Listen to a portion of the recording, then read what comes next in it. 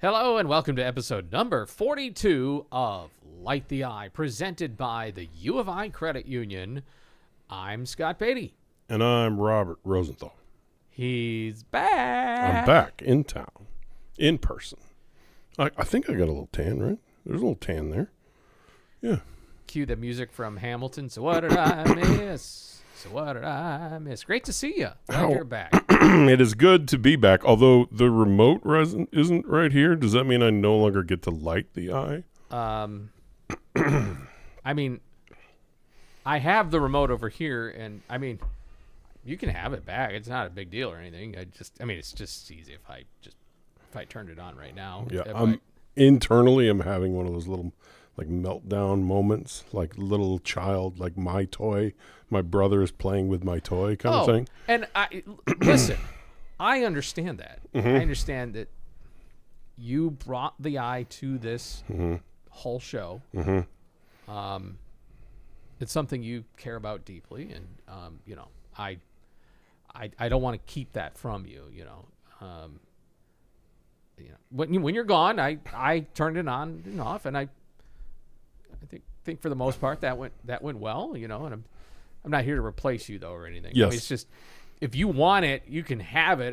It's over here on my side of the table is all I'm saying, and maybe it's just as easy if I turn it on. If there wasn't video, I would be like I'm worried that people know I'm just like staring at the remote like, can I have it? How about now? Can I have it now? Yes.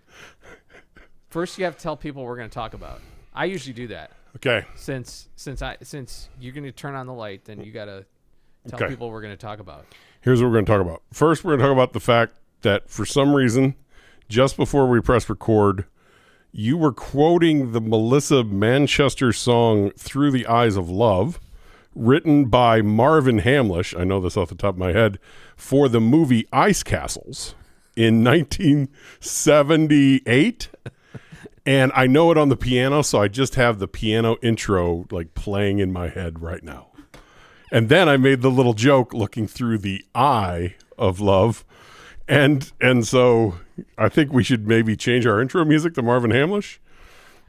Yeah, that fits real well. Raise your hand in this room if you've seen Marvin Hamlish live in concert. That's right. You know what? My parents, a true Renaissance man. My parents hooked me up with all of that stuff when I was a kid. It was symphonies, and that was at Powell Hall in St. Louis, going to see Marvin Hamlish perform his hits with the symphony backing him. So, the man was a genius. Yes, he was. And I realize we're now 3 or 4 minutes into the podcast. I'm talking about Marvin Hamlish. I don't know what we're going to talk about today. He's maybe a singular sensation, though. Yeah, we're going to talk about the 5 to play 5. We're going to talk about that. We're going to talk about the NFL draft. We're going to talk about the NBA draft. The NBA draft. So lots of good stuff. Yes, we're talking about IO. IO. Mm-hmm. All right. And you're going to hand me to that before I have a little personal meltdown. Okay. Yeah, you remember where the power button is? I do. Okay, that's where the power, and there's the color wheel there. I won't touch the color wheel. I will simply press the button. It is time. Adjust the color. Yes, it is time. Orange. To light the eye. You remember how to do this?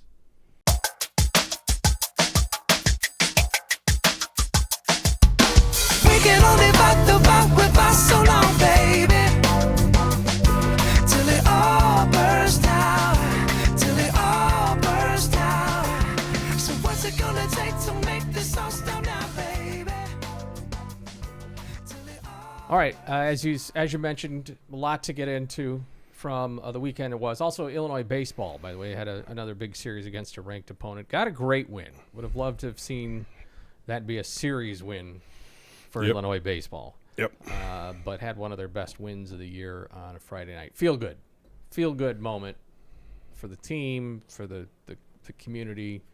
Packed house, fireworks, barbecue, beat a top 20 team, the whole 9 yards.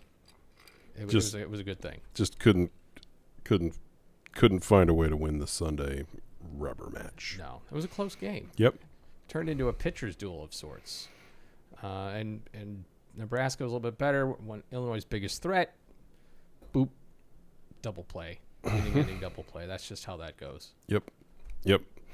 I mean, it's the same as Oregon. You had the chance in the one game to maybe take the series. It was Sunday then too, right? Yeah. Yeah. So, But unlike, I think Illinois played much better on this Sunday game. mm-hmm. And it was a 3-0 loss. It, stinks to get shut out, but Yep. just could not. Nebraska's good. He might even, I'd say, Oregon can overpower you with their offense. Nebraska just is like death by 1,000 cuts. Mm-hmm. It's just so hard against that team to get strike 3 and outnumber 3 without them doing something first. What are they? Those two teams are 2 and 3 in the Big Ten. Is that right? You mean in standings? Yes. I gotta pull it up. But Yeah.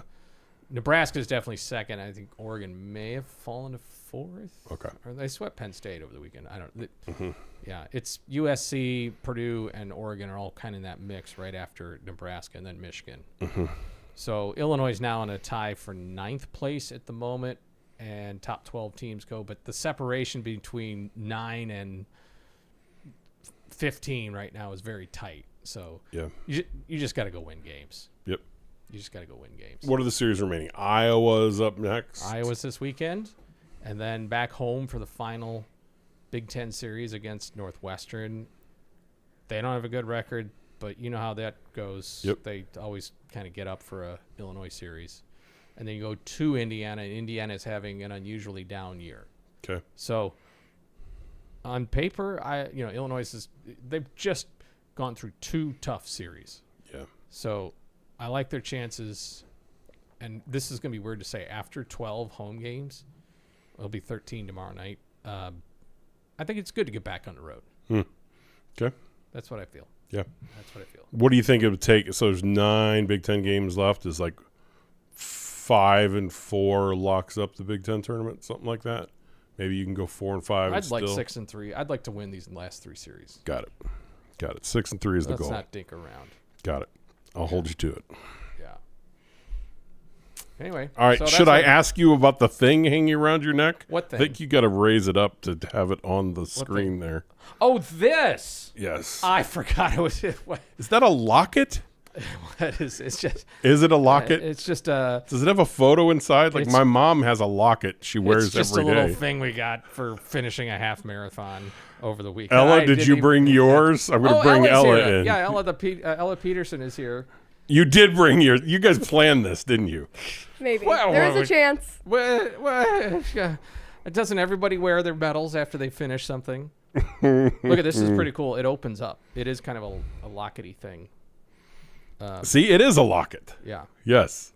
Ella and I saw each other for a moment in the sea of humanity getting ready for the race near the start line. And then, Ella, congrats. Your pace was obviously much faster than mine. So, Wait, I wasn't. she didn't practice. You practiced? You didn't beat her? She practiced some. Okay. Yeah. I practiced finishing. Yes. I didn't practice finishing it Like, fast. like I'm one to talk here. Well, actually, that's something to bring up. Once again, your whimsical. Yeah, I could just long jump 10 feet without trying and get a story. So, I finished this race on Saturday morning, and then head to the ballpark on Saturday afternoon. I'm a little fatigued. Sure. Okay, You just ran 13.1. 13.1 miles. Actually, my watch said 13.2. oh, boy. I think it's because of the variance as you like. the wiggle in the route. Yes. Mm-hmm. So I get to the ballpark, and Illinois baseball has a student manager named Benny Leinhardt. Great guy. He's from Monticello. Turns out that on Friday night, Benny signed up for the marathon. And on He decided on Friday night to run it, and Saturday morning, Yeah, right. a full 26? 26.2. I said, wow, Benny. He did it at an 8-minute and 30-second pace. That's a pretty good marathon pace. Mm-hmm. I said, Benny, you just decided. I said, how long was your longest run before this? He said, 15 miles. I said, okay, that makes sense. If you can get if you got up to 15, you can stretch yourself from there if you're in decent shape. That's actually not that big of a gap. He's like, no, that was a while ago. No training. 0 training, signed up Friday night, ran 26 miles Saturday morning. That's my understanding. Now, make no mistake, Benny is fit. In shape. Yes, he's fit. But still, anyway. So I said, here I've spent the last 2 to 3 months training for this thing just so I could finish, and on a whim, you said, with less than 24 hours notice, I'm going to go run a marathon. That's insanity. So now, Ella, you're, approach to the whole thing. I guess maybe there's something to it. There's totally something to it. It's kind of relax, have some fun. I heard the story about Benny because they announced it over the, PA system at the baseball game. I just can't believe he did the full 26.2, and my best friend is at WashU for PT school, and she's like, do you know all the things that could go wrong if you just run a full marathon on a whim? And I was like, he looks like he's fine. He's, back to work. Yep. Now, And also, as a student manager, you show up to a baseball game. It's not like me where I don't have to do a lot of heavy physical activity. You're running around in batting practice, setting this up, doing this for the guys, catching things. And, there's some good physical exertion involved with this after you run the marathon. yes. Here's my question. Did you, at any point Saturday before the game, run into Kurt Courtright, and did he say 12 miles? That's a warm-up. For those who don't know, Illini assistant coach Courtright has done those 50-mile runs. He's done like a 75-mile or something like that. He's done, I think, 100. Yeah. Like an ultra Like an whatever. ultra 100-miler. Yeah. Yes. The So- man, and he, Kurt, you've talked to him about this, but Yes. he is the mind's a powerful tool. That's Yes. kind of his approach to the whole thing. Yes. Speaking of which, Mm-hmm. a moment that almost made me cry. Mm-hmm. Sunday's game for baseball was the annual Honor and Serve Day. Mm-hmm. And Ella, you were there for this too, because you were working the streaming cast of it. The jerseys that were auctioned off, and by the way, I believe you can still, if you reach out to the baseball office, if you still want to purchase a jersey, the donations go to the Children's Hospital of Philadelphia. Now, why there? Well, there's a former baseball player, Dom Altabelli, who had conjoined twins that were separated at that hospital, and they're thriving and living great lives. This has all been documented on even Big Ten Network, The Journey, so some of you might be familiar with this. But anyway, Kurt and his wife Quincy have a young son, toddler age, that was born with spina bifida. He's had to have all kinds of, in utero surgery and all that, and they went to this hospital. Huge impact. Because of Dom, right? Wasn't that the Yeah, story? that's how he got connected. He got connected to the Yeah. hospital through. Yeah. Yeah. So all the proceeds are going to this hospital. So yesterday, little Creed threw out the first pitch from 6 feet away. He's a toddler, and he threw 2 baseballs at once. That's great. And I mean, just hearts in your throat kind Absolutely. of moment. It was precious. Did Kurt run the marathon? No. Or he doesn't touch anything that's 26 I don't think so. miles. Well, I don't think. Yeah. Got to go at least 50 for him to get involved. Yeah. But Yeah, that's great. Anyway, so there's still a moment to get in there on that if you want to participate in the donation side of the. Those are the Army fatigue jerseys. The camouflage. Yeah. But the honor and serve part of it's really broadened over the years to various, I would call it heroes, community heroes, frontline type folk. So I do need to ask. We're gonna do your times, right? Don't you have to announce your times, or is that like Ella? Can you tell us what you? Again, you didn't practice. You just decided to run 13 miles and count on your high school cross country background to get you through. So, what was your time on Saturday? I ran at an hour and 44 minutes, so right under an 8-minute pace. That is fast for not preparing. Do you run? Like you at least jog around campus, right? It's not like Yeah. you're just running for the first time in months. No, I still run all the time. Just, Okay. It's my favorite way to clear my head, but it's kind of like You didn't prepare with a, No, practice I 12 think I miles or went- whatever.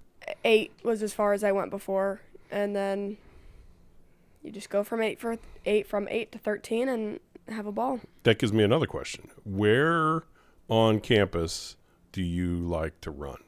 I remember where some people will run down to the Arboretum and then back and this and that. What's the do you run around town? Do you run around campus? Where do you run? Say I feel weird plugging my running route, but it's down. I head down. I'll into be there campus. tomorrow morning. Seriously, It's I'm like, yeah. everybody. Yeah.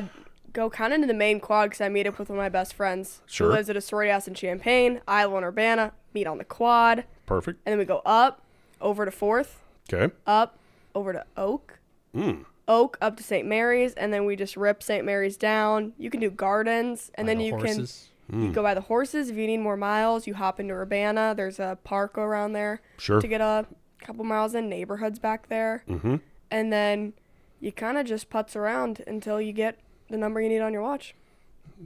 Fascinating. What did you have a favorite moment on the route? So, Robert, the route for the half basically starts at the I Hotel, Okay. First in St. Mary's. And it goes straight north on First Street, takes a right on Green. You go through Campus Town. You do a whole loop through Urbana, come back to the stadium. If you're doing the full marathon, you go past the stadium, and then you go through Champaign and Savoy. Okay. So the Urbana side is what we ran through. So did you have a favorite moment, Ella? I did. I really have the best friends, so they were all out up and they are not early risers, so it was hilarious hearing the stories later of how they got woken up. They made it out on the course, and I know that where our sorority house is, they were going to be around mile 11. So I was telling my friend I was running with, I was like, okay, like if we're feeling it at mile 11, like, you have to lock in. Like you can't run this fast and then look bad at mile 11 when everybody's there. So, mile 10's there. You're like, okay, like 3 more to go. Just make it to 11. And, like, look good while making it to 11. So I get to 11. I'm like, whoo, they're not there. And I'm like, uh-oh, they're at 12. So I was like, okay, we have another mile of, like, trying to look. And then I got there to 12, and they were all there on the corner. And it was hilarious. But their rationale was that they could not beat me from 11 to the stadium. So they had to meet me at 12 and get to the stadium faster. That was a more direct path. So it was just funny coming up on 11, being like, okay, I made it. And then the realization of like, ooh, they all went to 12. But it was so fun. They had all the funny posters, and it was a great time. So, yeah. Your time, sir? 2 hours and 20 minutes. That's very respectable. What's the pace? It was 10:50, 10 minutes and 50 seconds. Do they do the pacer signs at this Yep. one? Where you can, if you want to run your pace, you run the long. Yeah. I think in these days of watches and everything, I don't know if they're quite as necessary. Because you can just look at your anymore. arm and see what your pace is. Yes. But still, it gives you like if I just want to run with this person or this group of people, I'll sort of be in the ballpark. Let me tell you if it's okay, I'm sort of meandering here You're from, fine. The task at hand. I hope you don't mind that I'm diving into a side story here. I think I can handle that. You sure? I think I can handle the chaos of that. Okay. And Ella, I'll be curious if you experience this similarly. Take a right on First Street onto Green Street. And believe it or not, what's the number one thing that people say when they come back to campus if they haven't been here in a while? That all the tall buildings on Yes. Green. It's all about the high rises. Yep. So you got that. Believe it or not, there is nobody's ever in the middle of Green Street unless they're celebrating a Final Four. Sure. So it's rare. But Green Street is completely closed off. And there is, believe it or not, a slight downward slope from First Street to like 6th, the alma mater. So it was very cool. First of all, you're only at mile 1. You're feeling fine. Everything's great. And you're just kind of a little bit of a gentle downward slope. So you just see the whole parade of a pack of humanity, it looks like, just running through this canyon of Green Street. Loved it. Very cool moment. That's really great. Yeah. It just kind of felt like, it's my town, my campus. Yeah. It would have all the vibes for you. Yes. Go Go ahead. I don't know. This is my worst, but if you want to stay on that. No, keep going because I'm going to pivot a little bit. I knew it was coming, and it's still, I think, the toughest part of the race. When you get back at the close of the half marathon loop, you're coming west on Pennsylvania. Okay. So you cross Lincoln. You're looking straight down. You can see the football indoor. And before you get there, you turn north on 6th. Yep. Right? Yeah. And you go by the art museum, and you can see Huff Hall. Okay, I'm close. There's the stadium. We're close. You turn left. Now you're going along the Armory. I was going right here along the Armory. I was thinking, light the eye. By the way, should have worn a light the eye something to just free advertising for us. Missed opportunity. You could have carried the light all 13 miles, but we'll go on. Continue. Next year. You get to 4th and Gregg. Yep. That's right. You turn on Gregory. 4th and Gregg. Right here by the Armory, like almost to the stadium. They make you turn left. Full marathoners go to the right. Okay. You're going to shoot out into Champaign and do what you do. Yep. Half marathoners turn left. They have to, it's a few hundred yards short or something. So they make you do a loop through the circle drive of Huff, cross the street and go back in that circle drive of that other building. It's like the housing administration building. Yep. I can't remember the name of that building off the top of my head. And then, so it's just like this cruel, like, go do the cul-de-sac. You can see the stadium. Yeah. You know how close you are to the finish, but you got to run a couple circles just to get to 13. Yeah. The finish is just tough. Yeah. And then you go back onto Gregg and turn down and go along the east side of what is or was known as the Six Pack. Still known as the Six Pack, right? Al? Like people still call it the Six Pack, even though it's like more dorms now. Yeah, always Okay, 6-pack. good. Anyway, so did you feel that, Ella, where you're just like, why is this little extra thing here? No, the first time I ran it, I was like, what am I doing? Like, I'm like, it's a loop, and you think it's like a tiny loop, and then you kind of realize you have to put a little bit of distance on it to get around.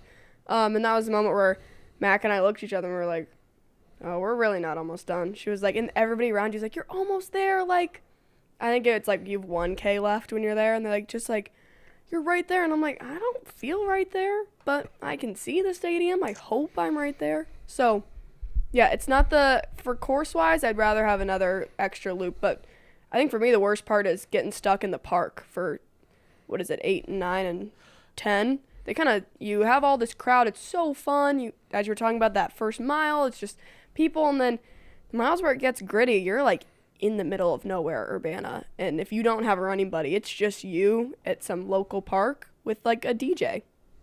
It is Meadowbrook Park that she's referring to. Got it. Been there? Yes. Yeah. I know where you're at. It's a nice park, but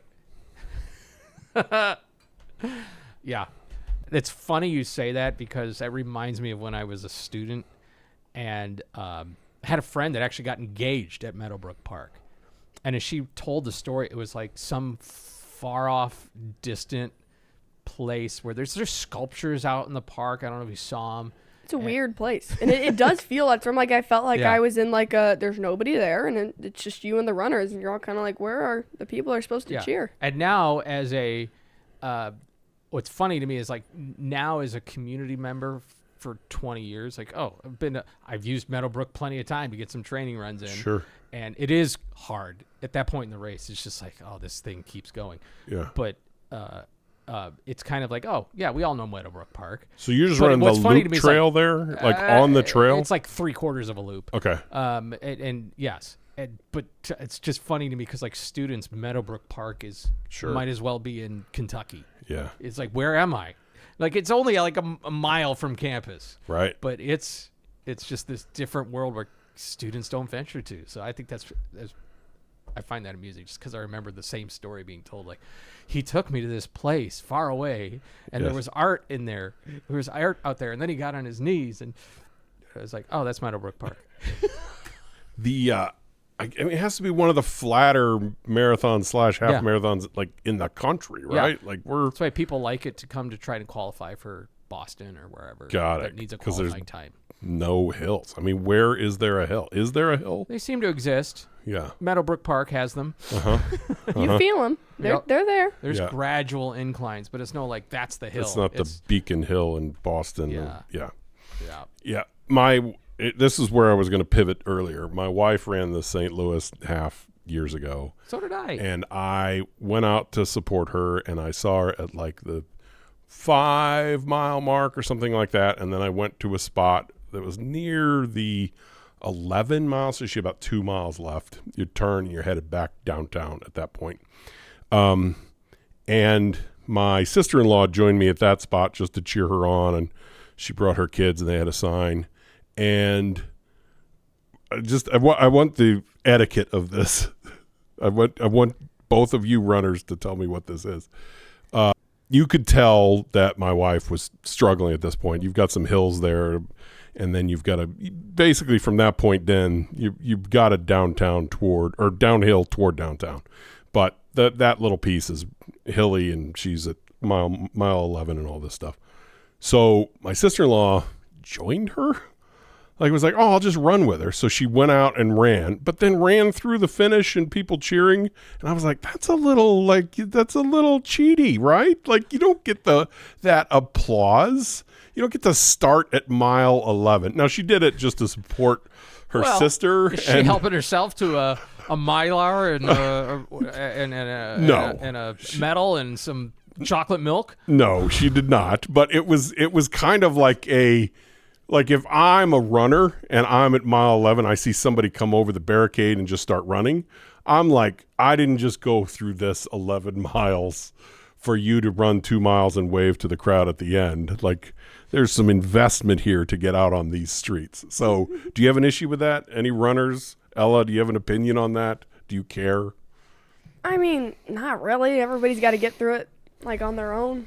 I mean, running's hard. So, however, I think if somebody jumped in with me, like one of my brothers, I'd be like, okay, I like the spotlight. Like, let me have it a little bit. Right. But I think if I'm feeling it and they can, see that I'm feeling it, I'd rather finish with them than without. I have no issue with it. I would also say at that point in the race, the amount of things you care about at all are pretty low. It's just like, get me 2 more miles and get me to that Gatorade or whatever. I'm running past all these buildings and I'm running past Huff Hall. I'm thinking, there's volleyball and Chris Thomas, and then my brain is like, we don't care. Mm-hmm. We just want to stop running. Like, stop thinking about things and stop running. And you have to no, I have to. Mm-hmm. Yeah. Well, I can tell you that on Saturday, I did go for another walk on the beach, and I had 14,000 steps. So pretty much we had the exact same exertion, right? Well, I'll tell you this: you walking is. I'm sure there's research that somebody can put walking may be far better exercise in the long run. No pun intended. I mean, this is good. I mean, it's not bad to do distance running by any means, but walking accomplishes a lot. I heard that stat once. This is like so podcasty to just throw something out without any research and just to talk about it. But I'm about to do it. Well, as long as you're recognizing. Might be wrong. The stat was, except for high-level athletes running fast paces, running 13 miles and walking 13 miles burns the same calories because it takes so much longer to walk it. Even though your heart rate's higher and this and that, you burn the same number of calories. Anyone? All right. Anyone? Exercise physiologist, drop a comment. Yes. Goodness knows people on social media wouldn't just offer their own opinions on matters of science. The way I heard it framed is like experts. 2 hours of running versus, 13 miles is going to take you 5-6 hours of walking or whatever. And because it's that much more exertion, it's the same calories burned. You just do it faster when you're running. But I don't know this to be the case, but I'm just going to claim it and put it out there. Feel free to go walk 13.1 miles. I've done it. See how it does. I've done it. It's 12. What's Giant City's loop? It's 13 miles, I think. Giant City State Park, Southern Illinois. Ever been there? Down there south of Carbondale. Okay. Giant City has a loop around the outside of the park, and I believe it's 13 miles. I've done it with my wife. Do we need to go back and re-record a caveat? Like, if you don't want to listen to 20 minutes of marathon We'll put it in the stories- notes. Okay, Put yeah. it in the notes. So, Yes. thank you to those who have stuck with us. Mm-hmm. Ella, great job. Yes. Thanks, guys. Good job for both of you. Yes, and great job. And also, I just want to say, the community shines. Just for the people that put it on, the people that volunteer, the organizers, the whole thing. And I'm not an expert. And I've done a ton of races, but I hear people say it's one of the top races. One of the top. And I'm not kidding you when I say that. One of the top races in the One portal. of the top. One of the top. We'll be okay. Well, let's get into matters of the Illini. Yes. Yes. For you, matters of the heart. For people who actually tuned in to hear about the subject of the podcast. This episode of Light the Eye brought to you by Logic Co-working and Logic Events. We've been telling you about how Logic Co-working is a great environment for you to be productive in a quiet, distraction-free area, whether it's for one day or for a long-term solution as a remote worker. But also Logic Events offers a fantastic space for you to host, whether it be a one-time business gathering or a monthly networking event. Logic's welcoming environment combines with Blue Dragon Catering to offer excellent luncheon experiences for your group. Logic's friendly staff will be there on site to welcome your guests, and it's centrally located in Champaign with ample and convenient parking. Plus, they fully prepare the event space for you with the tables, chairs, tablecloths, AV equipment, microphones, everything, you name it. And there's affordable rates right now, especially for those recurring monthly events with flexible scheduling. So check out Logic Events with 2 trusted partners and 1 seamless luncheon experience. Logic Events and Logic Co-working sponsoring Light the Eye.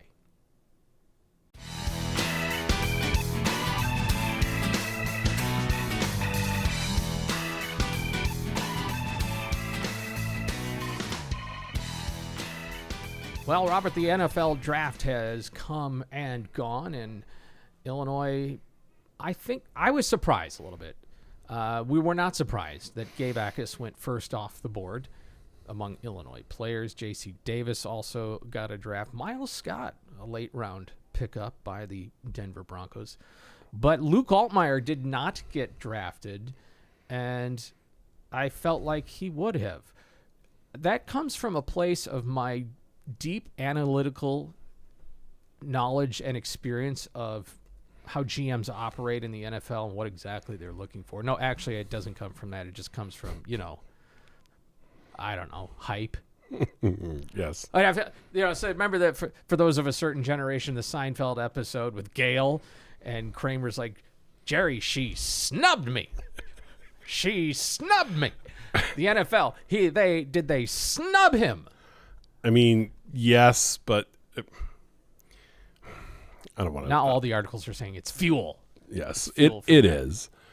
He said that, I think. There's not much difference these days between Miles Scott and somebody getting a undrafted free agent contract. Like, once you're at that level, that even if you're not picked in the 7th round, yeah, there's probably more guaranteed money and however they work it, but it's not that big of a insult from a 7th round draft pick to an undrafted free agent or whatever. To me, it was height. Height. Yes. Like actual how tall he is? Yes. To me, it's just a simple, I think Diego he measured. Pavia got an invite to a mini camp, so. It makes me think of the funny tweet that I can't share that. Somebody tweeted, Now you're sharing it. how insulting that he got invited to a mini camp. Why not a regular camp? That's such a good joke. Oh, I wish I could see the person who tweeted it. It's such a good joke. Anyway, Allmeyer's probably 6'1.5", 6'2". NFL just loves their quarterbacks to either be wildly athletic like a Kyler Murray who can escape any pocket, or be tall with a long arm and see over this and that. So I just have this bias of height and quarterbacks, and that the NFL is just going to always be biased toward the taller guys with the That's why I high wasn't release picked. point. And yes. So in that sense, it doesn't mean he can't hang on like Tommy DeVito did. It doesn't mean he can't find a spot.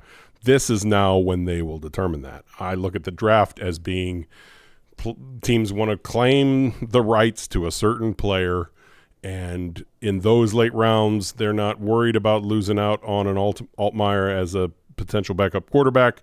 They're more worried about getting that last defensive lineman who has the size and the measurables, and they think they can turn him into something, and that's where they spend their picks. So that's why I just think it's rare for a quarterback to go this late. And, you know, look, Brock Purdy was Mr. Irrelevant, right? The last player picked in a draft.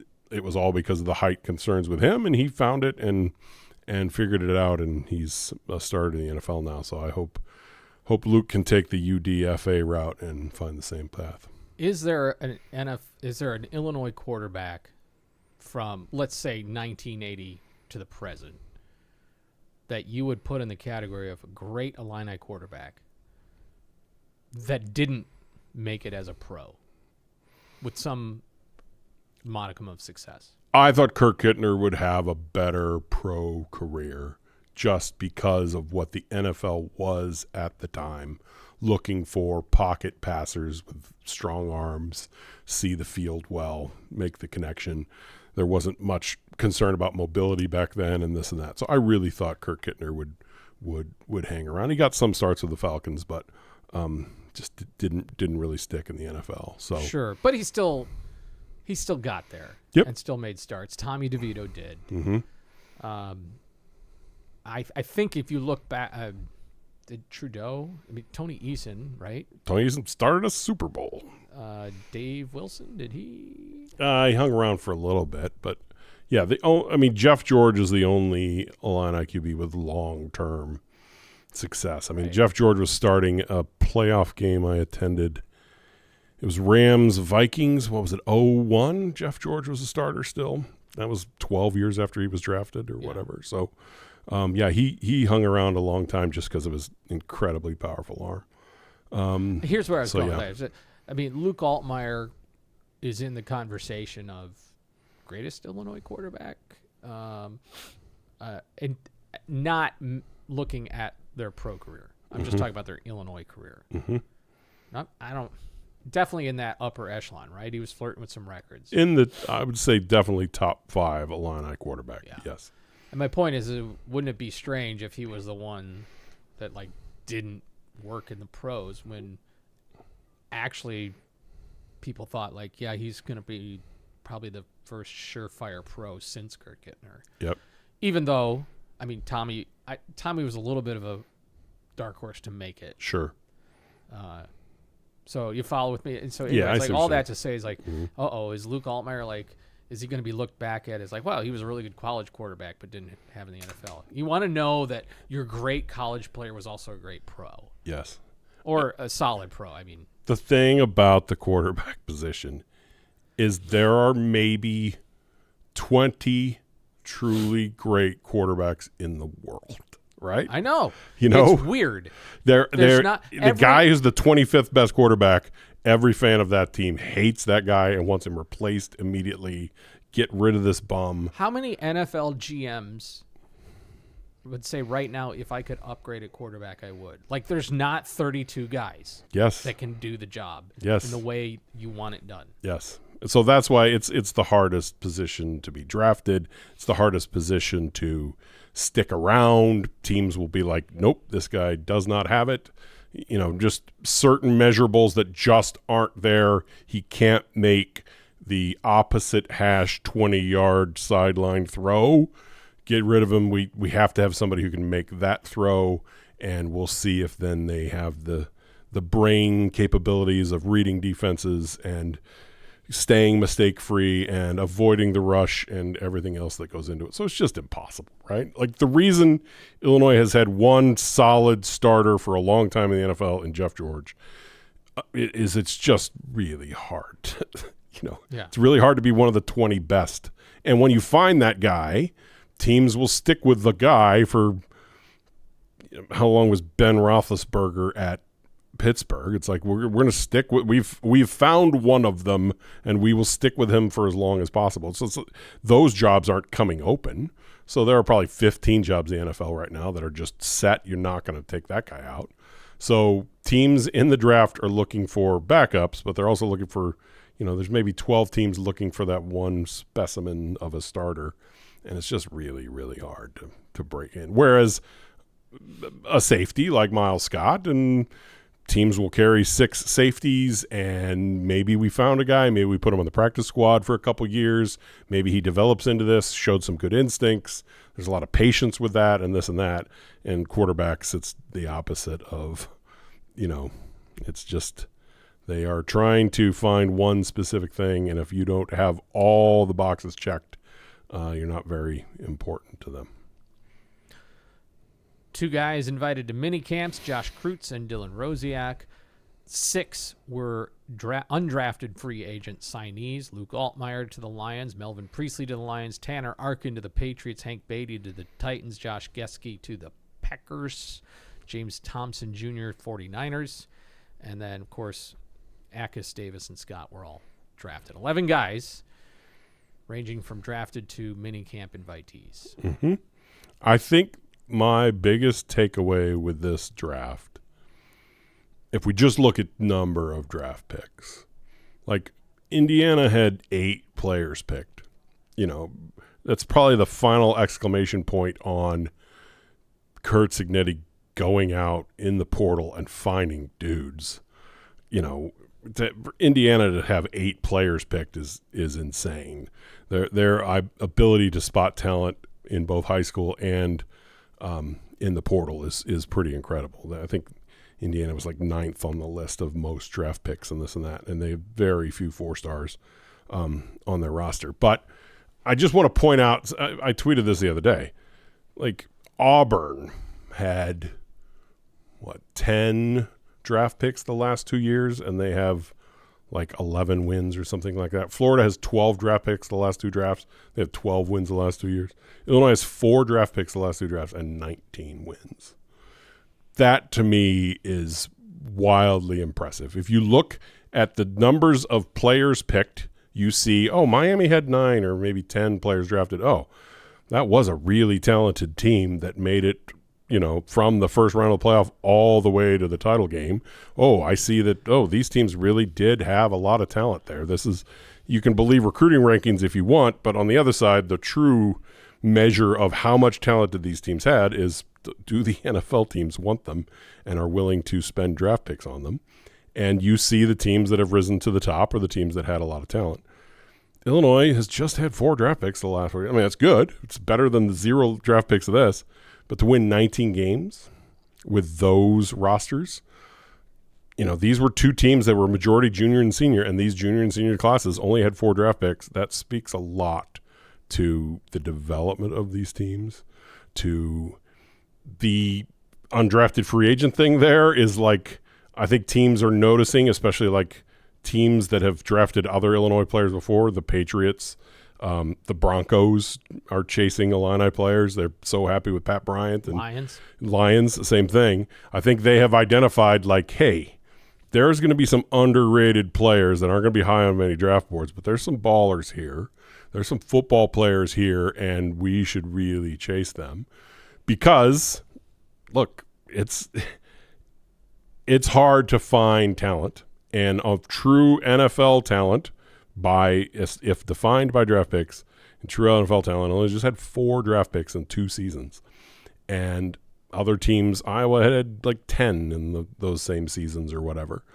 So for Illinois to take that level of talent and win 19 games, a 10-3 season, a 9-4 season, it's just an incredible job by the staff. You know what Big Ten team, at least one, that did not have an NFL draft pick this year? Wisconsin didn't, I believe. You are correct, sir. Yeah. Mm-hmm. Per ESPN Madison, the Badgers did not have a player selected in the NFL draft for the first time since 1978. Yep. I mean, it just speaks to what has happened there. If there's a school that missed out on, what do you think we should have planned and prepared for the portal and NIL era? It's Wisconsin. Well, they got a new AD coming. Yes. Because of it. And the old AD was not fired. He took a job with the conference, but I mean, if they were so much struggling with NIL and this, what are you insinuating, he wasn't sir? fired, but I think some people were like, hey, it might be time to have someone who understands how the 2020s work run our program. So that's all I have to say about that. Okay. Now, speaking of that, because there is been, will player X go to the draft or stay? Will player X get a little more money here perhaps and up their draft stock so they can make more money when they go to the NFL? Be developed here. J.C. Davis is the most recent example of that. Mm-hmm. I want to put that alongside the news that came out over the weekend. At least reports were that Andrej Stojakovic, has he said it officially? Because I haven't seen that. I believe so. Yeah. On the basketball side, Andrej Stojakovic is putting his name in the NBA draft, but he will retain his eligibility. Yes. Yes. So, in other words, he could very much be back on the Illinois roster. For him, that kind of move makes 100% sense. What do you have to lose? Nothing. You get feedback from the NBA on your pro readiness, and if somebody's like, "Whoa, I just looked at your tape and realized, you're a late first-round pick. Here's, great." Otherwise, he learns that I need to work on this, this, and this, and I will come back to Illinois and make a nice check from NIL money and what have you. So there's nothing for him to lose. But I've heard it expressed, like the angst that comes with this now. This is not the first go around of this. Like the will he or will he not go for the fans, and you just have to. There was this with Keaton, and it went from we didn't know who Keaton was, in a sense, Sure. to Keaton's really good, to he's probably now going to be an NBA. He's an NBA talent, but he would stay for better NIL money, right? To like, he's a lottery pick, and most people like, get it, he's got to go. Yes. Wish he would stay, but I understand. But there's these tweeners. Yes. Good way to frame it. This brings me anxiety as a fan, and I get it because, first of all, your known quantity is much more comforting than your unknown quantity. But just know that it's a good problem when you have players on your roster that can go pro and have a decision to make. Yes. This may all be for a label for a guy like Stojakovic. I don't know. It might just be for a label. I have to announce that I'm going into the draft. I have to announce that I'm retaining my eligibility. Maybe everybody in the world that's in his camp knows this is only for the feedback and going through the process. All I'm saying is it's a good thing if you have these anxieties as a fan. Absolutely. And, we say the same thing in December each year when a Xavier Scott is deciding whether to go or to come back. You want 10 of those guys making that decision every year, even though it gives you like, oh my gosh, well, if he leaves, or do we have any freshman corners who are ready, or sophomores, or does that leave us high and dry? And no, that's the program you want. Yeah. That's usually the coaches are aware of these things too. Yes. And maybe thinking about future replacements for each position. Yes. And the process is a good one now. NBA compared to say 15 years ago has gotten so much better about here is very real feedback on your draft potential for you to make your decision with. And for players to declare and go through that process with still having the ability to, at the end of that process, just to take their name back out, that's a good thing for those players to learn, because they can get, look, last year people were like, would Will Riley really go first round? And if he wouldn't go first round, might he come back? And this is the NIL era and this and that, and went through the process and found out he's a first-round pick and was a first-round pick, and here we are. So, yeah, I think it's a good thing. It's why I try not to obsess over the football or the basketball roster until it gets into May. You leave your obsessing solely to the football roster? Oh, I leave my obsessing to. I'm not going to say it. I was going to say something inappropriate, but I'm leaving it alone. It's like the third time I in this know. episode you've bit You your can tongue. just be glad that I have this little switch. I can turn that part of my brain off immediately, and the words don't come out. But I'll just say that this is all good. I expect he'll come back. I expect he'll get some feedback. Obviously, his 3-point shooting percentage was like 26%, I believe. I think you're going to get feedback from the NBA of like, at your height, you got to be able to shoot the 3, and we don't see it yet, and go work on that. And I think that's what will occur. But He'll get some feedbackovich. I need a button where I can hit a rim shot. Can we you get don't. that No, you installed don't. right over here? But no, overall, good thing, and I think he'll be back. Okay. Then this also kind of relates. And I half gloss over and I half go, huh. Because for a number of times now, we have heard about the possibility of what I call 5 for 5. Mm-hmm. I mean, other people I think have called it that. I don't know if that's an official I say Phrasing. 5 to play 5. phraseology. Mm-hmm. This is, I know it would at least impact football. Would it, all sports everywhere at the Division I level or the NCAA level? I believe so, yes. Yeah. You get 5 years to play 5 seasons. Mm-hmm. No more red shirts. Mm-hmm. No more hardship waivers, right? And there's probably exceptions, but in general, the stuff that we mostly hear about. Mm-hmm. So if you, Robert Rosenthal, come in as a freshman in 2026 this fall, Mm-hmm. the clock starts. Mhm. Actually, this latest thing is the clock starts when you graduate high school. Mm-hmm. You've either turned 19 or you've graduated high school, whatever happens first. Click go. You get 5 years to play up to 5 seasons. I busted my knee. I can't play this first season. Do I get 5 more years? No. Now Just you get get 4 5. years Mhm. left. Yep. Oh, I busted my knee again. The other one. I didn't play my second season. Do I get to play 4 at least? No. Sorry. Mm-hmm. But it stops the whole everything rolls over. Can you come back? Who gets qualifies here for the? It takes out a lot of the complexity and the adjudication of each Sure. individual case. Mm-hmm. Coaches have been clamoring for it. It looked like it was in the red zone, and then all of a sudden it wasn't. And now the latest reporting, at least last week, was it may be coming again. Mm-hmm. And then the interesting thing as it pertains to your favorite team, does it retroactively apply? Yep. The number one guy you would think of, I'm sure there's a few football cases, but in basketball you would think of Kylan Boswell Yes. because he's all the players that played 4 years consecutively, freshman through senior, never took a red shirt. Mm-hmm. Yep. I think to talk about this, we have to talk a little bit about the history, which is it used to be freshmen were ineligible, right? So you get 4 years, you would come in, you sit, and you go to class, and you'd learn things, and then you could start playing as a sophomore. This was up until early 70s, I believe. I think it was early 70s when freshmen became eligible to play. So then it was basically that's 4 for 4.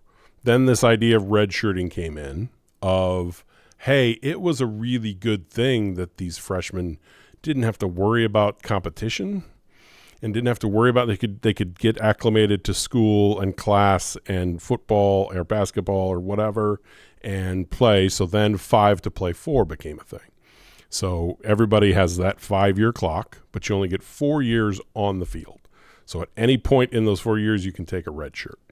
And it mostly happened for freshmen. Yeah. Football loved it especially Yes. because football players are usually physically undersized. Yes. So you can take a player, he's an offensive lineman, you can add 20 pounds of muscle to his frame that first year, he's sitting out, and then he still has his 4 years of eligibility. So that was then 80s, 90s, all the way up to today. It was 5 to play 4, 5 to play 4. As this came along with NIL, this got a little more complicated because I mean, there's a whole bunch of layers to this, but one, how much are these, say you've got some real NIL deal with some recruit who's coming in and he's going to do advertisements, but the team decides to redshirt him. Well, now he's not, how is he going to do this little campaign he was supposed to do for the local bank because he's actually not even on the field. Nobody knows who he is yet, kind of thing. So that made it a little more, the red shirt became a little more complicated. There's a whole bunch of other layers to that. But that's when this question of eligibility started to happen. So you got the Diego Pavia lawsuit. And he says, look, and I played JUCO football. JUCO football still doesn't allow me to do NIL. I come over to the NCAA, they say my JUCO years counted. And because my JUCO years counted, well, now you're costing me money by saying I only have 2 years of eligibility playing NCAA football. I should get those years back. And a judge agreed. And so, okay, well, now what do you do with all JUCOs? Of does every JUCO then have 4 years of eligibility, even though they've played 2 years of JUCO ball? How do we do that? And so all of those questions started and then you've got the injury thing, The injury red shirt became a thing. Jess Settles, let's use him in the 90s as the famous. He missed 2 entire seasons for Iowa basketball. And so Jess Settles, when he's playing his 6th year, he had used his red shirt and he got a medical red shirt because he missed 2 years due to injury. And people are like, why is Jess Settles still playing in his 6th, 7th year of college? Well, you got those 4 years on the field is what the NCAA said. And if you lost it to injury, well, you haven't used your 4 yet. There's that player with Miami, that tight end who got 9 total years because he had 5 season-ending injuries. And so it wasn't until the 9th year that he said, well, here's actually technically only my 4th year. So all of that leads into this moment, and it's why it was likely to happen last year. Brett Bielema talked about it like it was going to happen. All of that led up to this moment of, look, it's going to happen. They're just going to say, look, you get 5 years. You can play all 5 years. If you're not ready yet, you redshirt, fine. You still just get 5 years. You get injured, too bad, fine. You still just get 5 years. Let's stop extending past 5. Let's stop arguing over JUCO and this and that. You get a clock that starts. You get 5 full years to play. Your clock ends, ball game. And that's the point behind why they want to do this. The resistance was, well, why are we letting them go 5 years? School is always been freshman, sophomore, junior, senior. Most everybody gets their degree in 4 years. It should just be 4 years. This is college. What are we going to keep these players around forever? But I think what everything is coalescing around right now is this idea of you know what? Let's just make it 5. And it would be more or less the NCAA saying, and don't come up to us with these, I played JUCO, can I have extra years? Don't come up with us. Don't come to us with all these other little things. Just say, fine, you get a clock. It starts. When the clock ends, you're done. Don't talk to us. Don't try to get a 9th year. You're done. And that's where this is going to go. And then it aligns with the professionals that are coming over from Europe. Again, David Mirkovic couldn't play college basketball in Montenegro. So what you do over there, you're not moving on to college basketball. You move on to the lower levels of the pro leagues. It's like going and playing, what's the baseball in the Cape Cod or whatever? It's essentially that kind of a thing is what they're playing, like low-level professional ball, if you will. Is that a good example, baseball guy? Well, yes and no, because that's a league that exists for high-level college prospects. Got it. In the summer when in the off season. Got it. For college baseball's off season. Yes. I'm just trying to make an example of. But yeah, it makes. Yeah. When he turns 19 or 18 in Montenegro, he can't just go play for Montenegro State. There is no college basketball. The next level before pros there is the low level of the pros. So when everybody's like, oh, Illinois is getting all these professionals from Europe to play for their basketball team, well, they got a 19-year-old kid who was just doing what 19-year-old kids do after the season. University of Montenegro Northwest Urbana campus. Yes. You have a mascot for that? We don't talk mascots on this show. We just have this sort of. We don't. Okay, good to know. Yes, good to know. Good to know. What would happen? Never mind. But yes, it is a. This whole thing is this. Look, let's put everybody in the same box, and that's why every time Bielema talked about this over the last 2 years, why he was so confident this was going to happen is like it's just the logical thing to do with the moment we're in. Let's stop with a waiver for this and a waiver for that and a lawsuit for this. Let's just start a clock and stop a clock. And yes, if that means somebody can play for 5 full years, then they can play for 5 full years. And that would mean David Mirkovic could play 4 more years in Champaign. Okay? It would just mean that, right? He could stick around for 5 full seasons and set basically every possible record that Dion and Kiwan set and, leave here as the leading rebounder and leading point scorer and everything else. But that's where they're coalescing around this of like, it just makes the most sense to say, stop all the insanity with all these other things. It's 5 to play 5. Side note, have you seen, it's been covered now that David Mirkovic has been taking a DJ class. I did see Amanda Brennan's story on WCIA. Yes. And his DJ name, I don't know how to pronounce it. Oh, I did not see. I was just thinking it was DJ. The word smirk. Mm-hmm. So Smirk? Is it Smirk? As in Smirkovic or is Smirkovic? I think we're going to bring in Ella again. She might have. This is 2 old guys talking about DJs and DJ names. Ella, your opinion on what his DJ name is? I have no clue. Okay. Yep. Good. Swing and a miss over here a serious for me. professional that we're dealing with over here. What are your thoughts on, as a student, and you're around student athletes all the time with the BTN stuff you do, what do you think of this 5 to play 5 thing?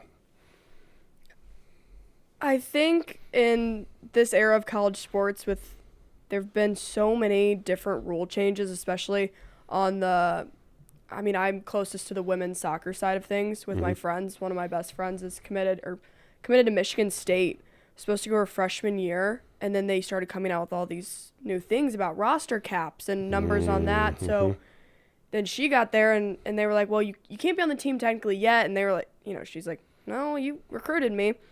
Anyways, long stories of just the NCAA has always done weird things. Yep. They do weird things with programs. I don't know how this 5 for 5 would affect now women's soccer roster numbers after they just put a 28 player cap on it.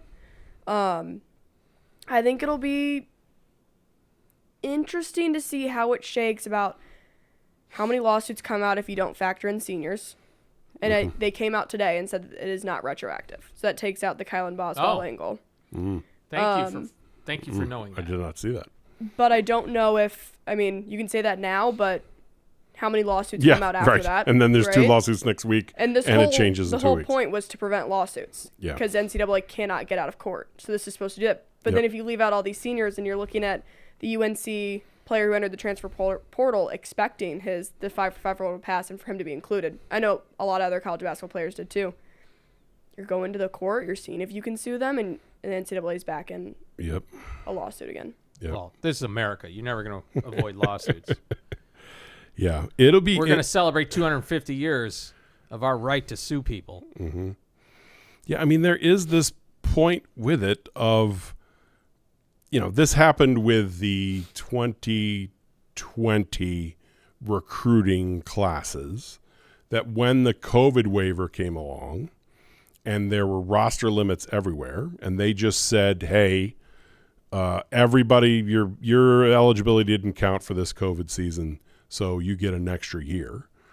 Well, then when everybody was doing that math, a high school senior then, who, much like what Ella just described here with her friend, had a spot, and then they're like, oh, gosh, we got these 9 other guys hanging around and sticking around now, so we actually don't have a spot for you, and they tried to make up for it with, over the scholarship limit that first year and this and that, but it never fully got there. You're a high school senior in 2020.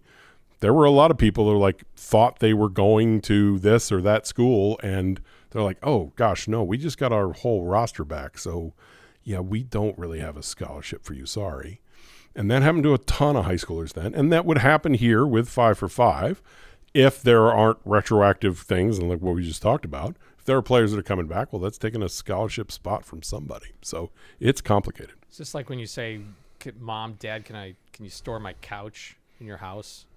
It'd only be a few months until I get a new place. And it's like still there years later. Yes. And then it's like, but we can't put another couch in until you get rid of this. I promise I'm going to. Yeah. Yes. No one can Get say. this stuff out of my house. Yes.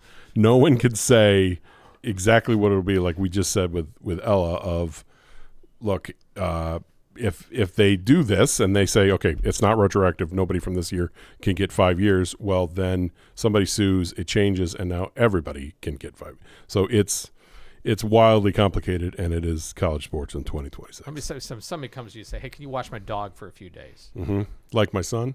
Sorry, he's listening. And then, the dog ends up, extenuating circumstances. Are you saying this? you watch the dogs for 4 months? And what if you wanted different dogs? Come in, we still have those dogs. Like, we don't have room for more dogs right now. I should just say I do kind of miss the dogs. I complained to you about the dogs. I complained about having the dogs there.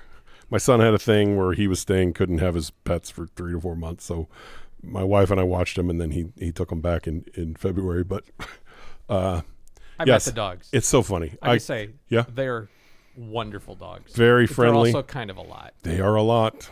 They are a whole bunch. It's such a weird thing, right? Like one morning, it's just like, I cannot wait until these dogs are gone. And then the next morning, it's like, I don't even want these dogs to leave. Like, what would I do without hanging out with them all day?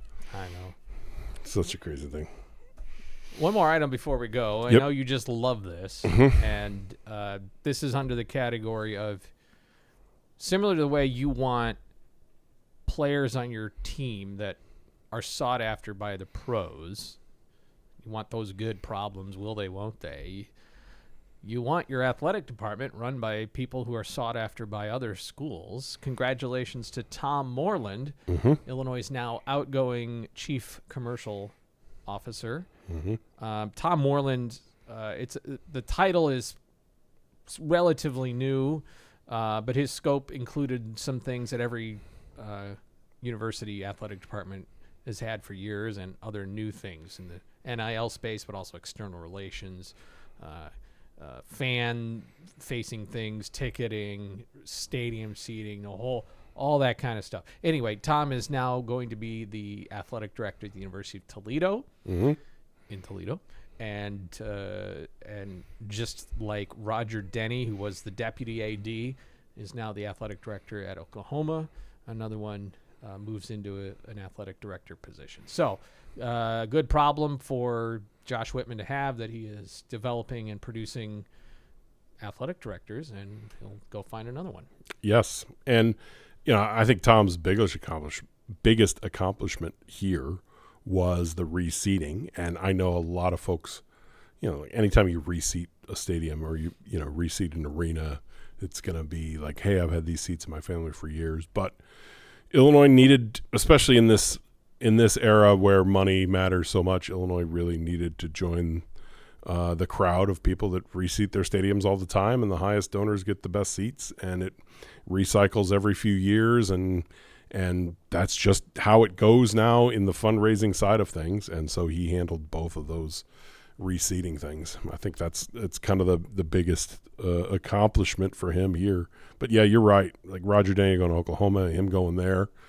If a bunch of coaches are hiring the assistants at Gonzaga, then Gonzaga is doing pretty good at basketball. And if a bunch of programs, including Oklahoma, are hiring ADs who worked for Josh Whitman, then his tree is growing. And I should probably also note, like on a personal level, Tom was very supportive for me. He solved a fire engine issue for me of parking, and we were supposed to do a thing for the Fox show in the morning, and I had to get approval to set up the night before because they wanted to film at 9 a.m. and we just wouldn't be able to have everything set up by then. And so he got us in there the night before and got us set up and everything else. So he was a great supporter of those fan kind of things. And so good luck to him at Toledo.